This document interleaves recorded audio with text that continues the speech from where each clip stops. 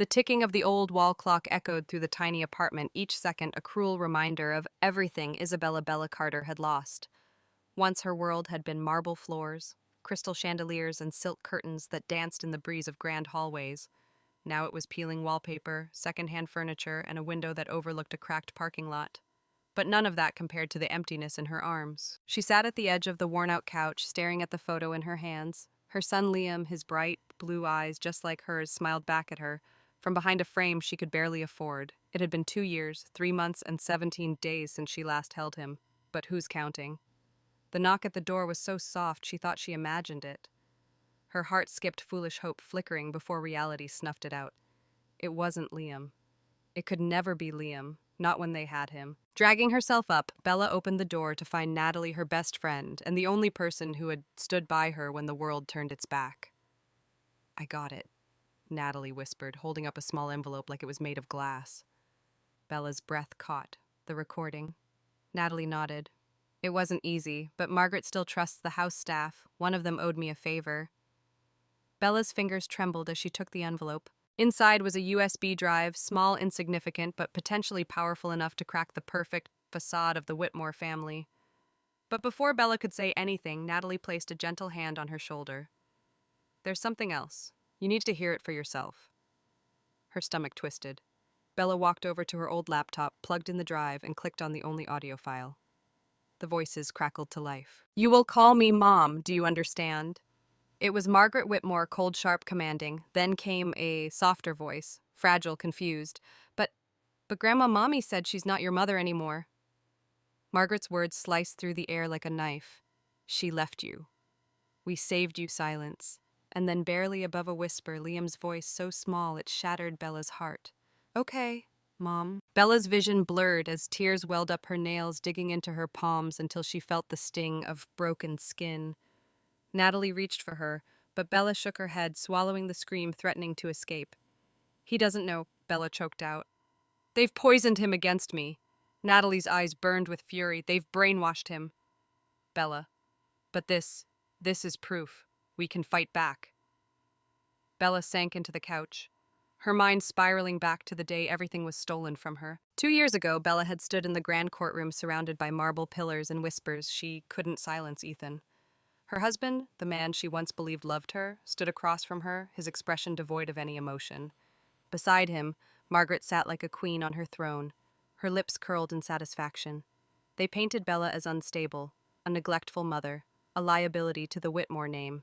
It didn't matter that it was all lies. The Whitmores had money, power, and a last name that opened doors Bella never knew existed.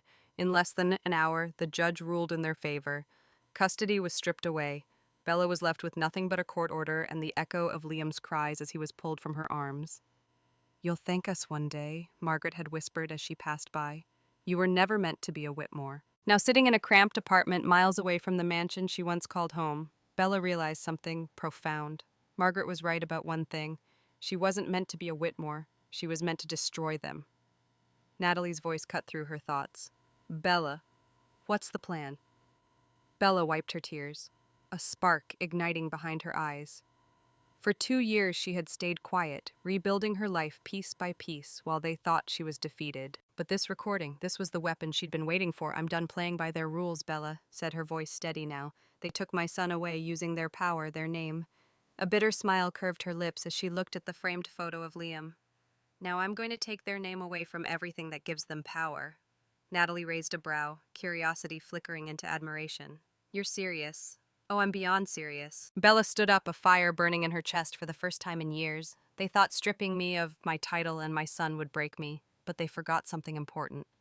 She walked over to her desk, pulling open a drawer to reveal a stack of documents, contracts, financial reports, and most importantly, a copy of the original Whitmore family will that she had quietly obtained through months of careful maneuvering.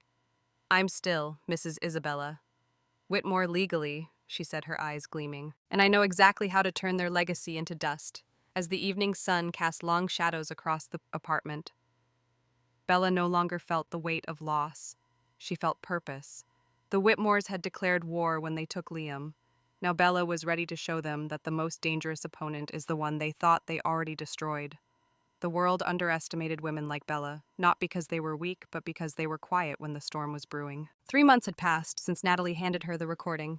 3 months of planning, calculating, and sharpening every weapon Bella had carefully forged in the shadows. On the surface, she was just another woman rebuilding her life, an ex-wife discarded by a powerful family. But beneath that facade, Bella had transformed into something far more dangerous, a woman with nothing left to lose and everything to reclaim. Tonight, that transformation would begin. Bella stood before the towering glass building of Whitmore Capital, the heart of the empire that once cast her aside. Dressed in a tailored black suit, her hair pinned up in a sleek bun, she looked every bit the part of a high-powered executive.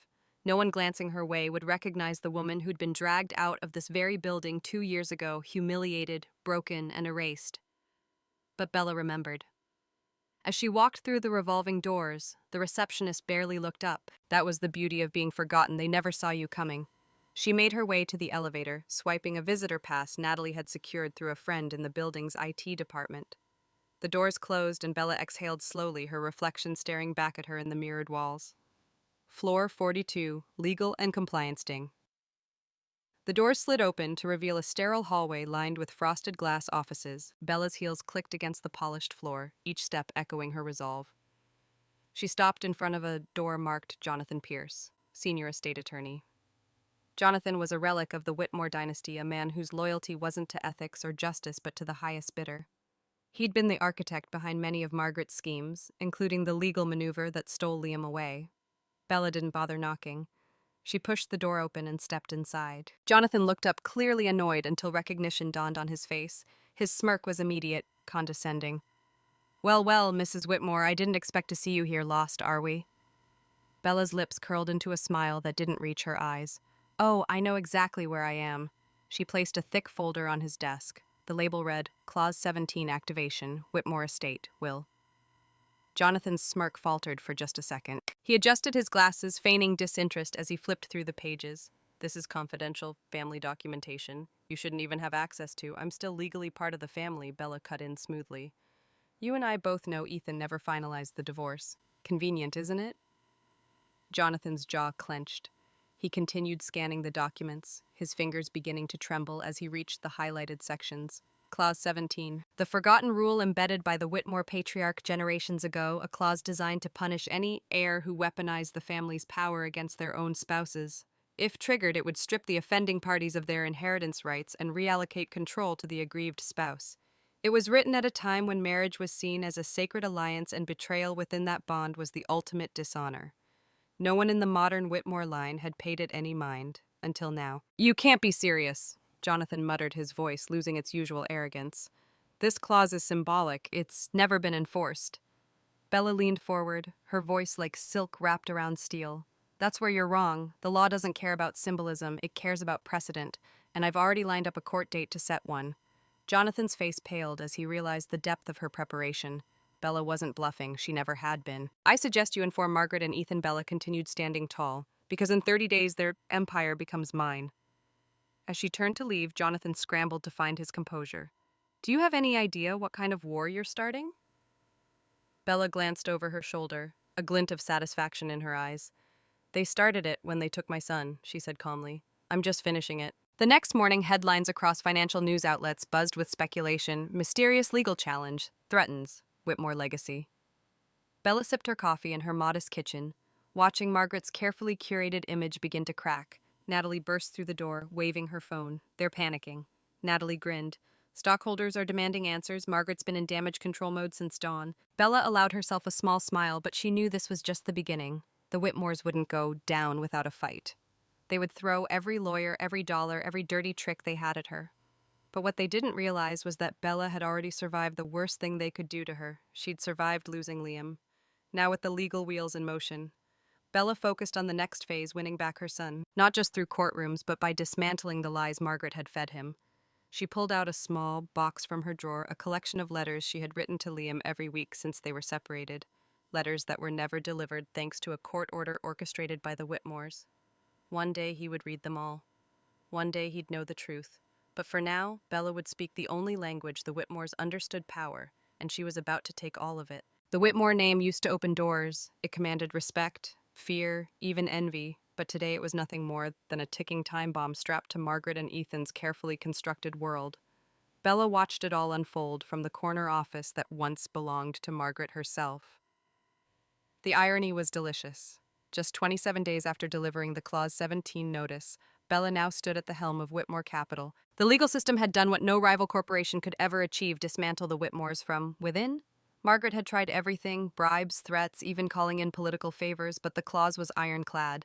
The courts ruled in Bella's favor, declaring that both Margaret and Ethan had violated the sacred terms of the family trust by using their influence to destroy her parental rights. Effective immediately, all controlling interests, assets, and voting powers were transferred to Isabella Whitmore by law. And yet, despite winning, Bella wasn't celebrating. Not yet, because Liam was still in their grasp. Her phone buzzed. Natalie's name lit up the screen.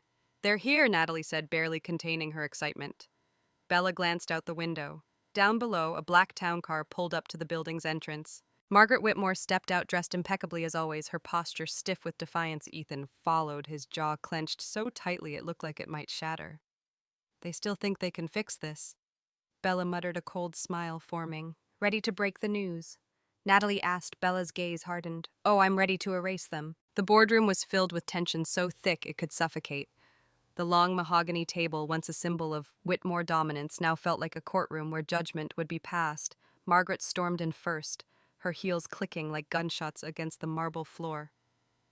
"This is absurd," she snapped, tossing a stack of papers onto the table. "You may have fooled the courts, but you won't survive in this world without the Whitmore name backing you." Bella didn't flinch. She calmly took a seat at the head of the table, the seat Margaret had occupied for over 3 decades. "That's where you're wrong," Bella replied smoothly, sliding a document across the table. "Because as of this morning, the Whitmore name doesn't back anyone." Ethan snatched the paper, his eyes scanning furiously, his face drained of color as he read the legal filing. It was a formal dissolution of the Whitmore brand. Bella had already begun rebranding the entire corporation under a new name. Carter Holdings' every asset, every building, every international branch was being stripped of the Whitmore legacy.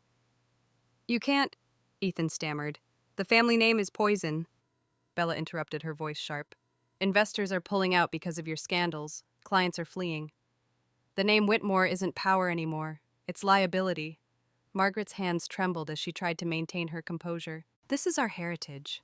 Bella leaned forward, her eyes gleaming with the satisfaction of years of pain being repaid. "You should have thought about your heritage before you used it to destroy your own family," she whispered. Silence fell over the room, heavy and suffocating. But Bella wasn't done. She stood up, walked to the large screen at the end of the room, and with a click of the remote brought up a live news broadcast. The reporter's voice filled the space. "Breaking news: Whitmore Capital, officially rebranded Carter Holdings, takes control."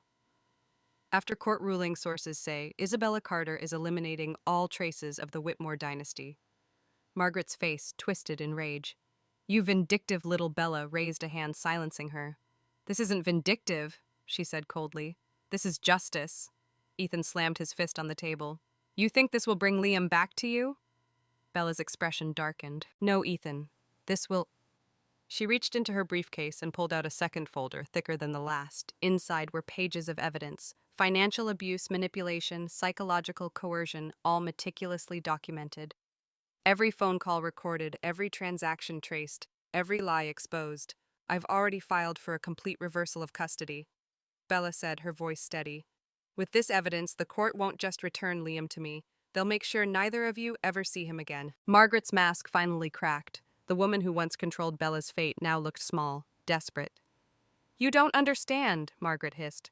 "Liam is a Whitmore. He belongs with us." Bella's eyes burned with fury as she delivered the final blow. "No, Margaret, Liam is my son, and starting today he won't carry the Whitmore name ever again." She slid the final document across the table, a legal petition to change Liam's last name to Carter. Margaret gasped, clutching her chest like the words had physically struck her. "I'm taking back what's mine," Bella continued, her voice unwavering. "Not just my son, not just this company. I'm erasing every trace of your control over our lives." The door opened and security stepped in on Bella's orders. "Please escort Mrs. Margaret Whitmore and Mr. Ethan Whitmore out of this building," Bella instructed. "They no longer have authorization here." As the guards approached, Margaret's eyes filled with a mix of hatred and disbelief. "This isn't over," she spat. Bella stood tall, watching as they were led away. "Oh, Margaret," she whispered to herself, a quiet satisfaction settling over her. It was over the moment you underestimated a mother. Hours later, Bella sat alone in her office, the city lights twinkling beyond the glass. Her phone buzzed a notification from her lawyer custody hearing set for next week. Odds of success, 98%. For the first time in years, Bella allowed herself to truly breathe. The Whitmores were finished. Now all that remained was bringing Liam home. The cold air inside the courtroom felt heavier than usual, like the walls themselves were holding their breath. Bella sat poised at the plaintiff's table, dressed in a simple yet elegant navy dress. No designer labels, no flashy jewelry, just dignity, resilience, and a quiet storm behind her eyes. Across from her, Margaret and Ethan Whitmore looked like royalty stripped of their crowns. Margaret's signature pearls did little to hide the panic etched into her face, while Ethan's once confident demeanor had crumbled into visible anxiety. The judge entered and everyone rose. "Be seated," Judge Holloway commanded, her voice firm and impartial. This wasn't just another custody hearing. It was a public spectacle. The courtroom was packed with reporters, legal analysts, and curious onlookers who had followed every headline about the Whitmore downfall. Bella didn't care about the whispers, the flashing cameras, or the vultures waiting for drama. She cared about one thing, the small figure sitting outside the courtroom doors waiting for a decision he didn't fully understand. Her son Liam. Judge Holloway adjusted her glasses and looked directly at Bella. "Mrs. Whitmore. Miss Carter." Bella corrected calmly, her voice echoing through the silence. The judge raised a brow but nodded. "Ms. Carter, you've petitioned for full custody of your son, Liam Whitmore, citing evidence of psychological manipulation, coercion, and unlawful detainment by the defendants. Are you prepared to present your case?" Bella stood her heart steady. "Yes, Your Honor." Her lawyer, a sharp-witted woman named Danica Ruiz, began laying out the evidence. Every document, every recorded conversation, every financial transaction that proved Margaret and Ethan had orchestrated a campaign to erase Bella from her son's life. The courtroom watched in stunned silence as the audio clip played Margaret's voice, commanding Liam to call her mom. Gasps rippled through the audience. Margaret's face turned ghostly white, but Bella wasn't satisfied with just exposing their cruelty. She needed the court to understand the depth of the damage. Danica called Bella to the stand. As Bella took her oath and sat, Danica approached with a single sheet of paper. "Miss Carter," Danica began, "can you tell the court what this is?" Bella glanced at the paper. It was one of the many letters she had written to Liam over the years. "This is the letter I wrote to my son," Bella said softly, "one of over 100. "And were these letters ever delivered to him?" Bella's throat tightened, but she held her composure. "No. They were blocked by a court order, manipulated by the Whitmores. Liam was told I abandoned him." A murmur spread across the room. Danica nodded, then turned to the judge. "Your Honor, with your permission, I'd like Ms. Carter to read this letter aloud." Judge Holloway gestured for her to proceed. Bella unfolded the paper, her hands steady despite the lump in her throat. "Dear Liam, I know you're probably wondering where I am and why I haven't been there to tuck you in or kiss you goodnight. I want you to know that I never left you, not really. Every day I think about you. Every night I dream about the day I'll see you again. You are my heart, my reason for fighting. No matter what anyone tells you, I have always loved you and I always will. Love, Mom."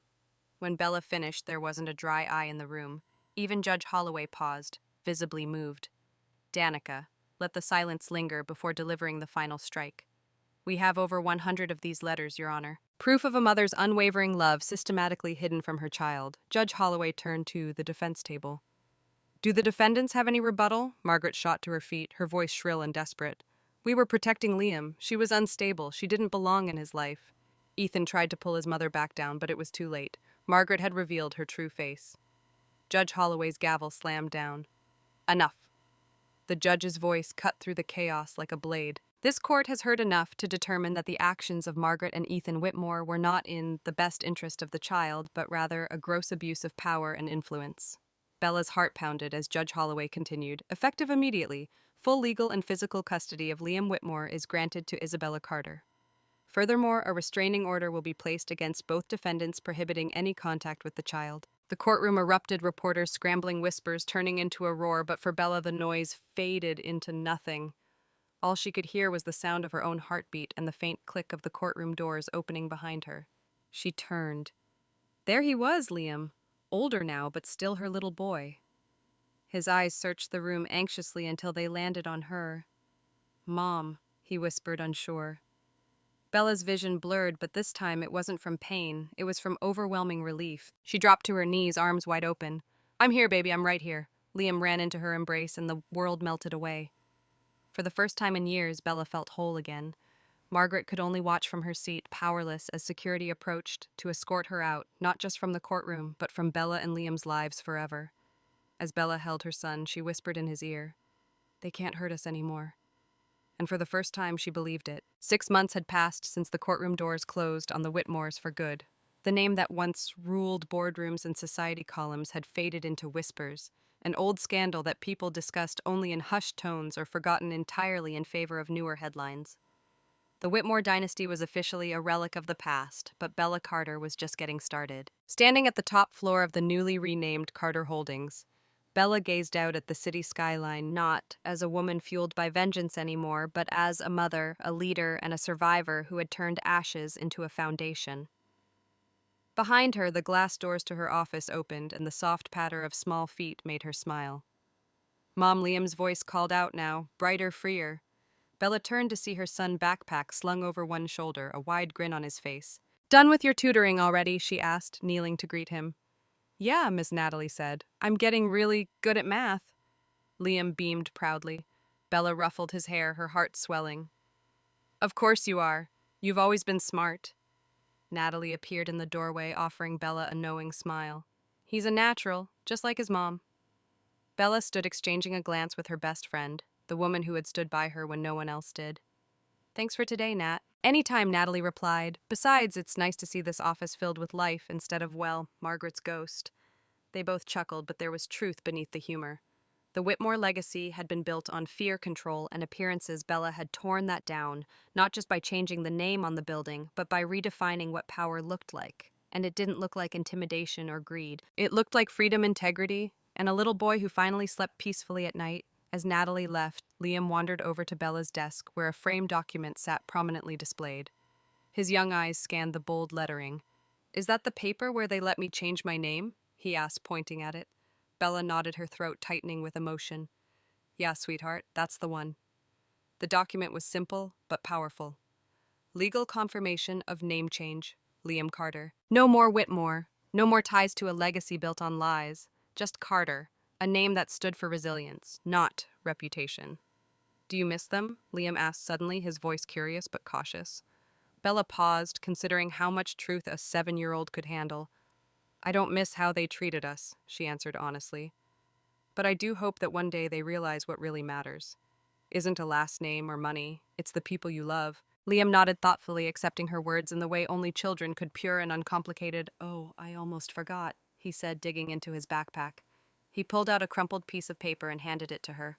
"I made this for you." Bella unfolded the paper to reveal a drawing stick figures of him and her standing in front of a tall building with the words, "Our company," scribbled at the top. Tears pricked at Bella's eyes as she smiled. "This is perfect." "One day I'm going to help you run it," Liam declared proudly. Bella laughed, pulling him into a hug. "I'd like that." Later that evening, after Liam had fallen asleep in his room in their home, Bella sat on the balcony, sipping tea as the city buzzed quietly below. Her phone vibrated with a message from her lawyer.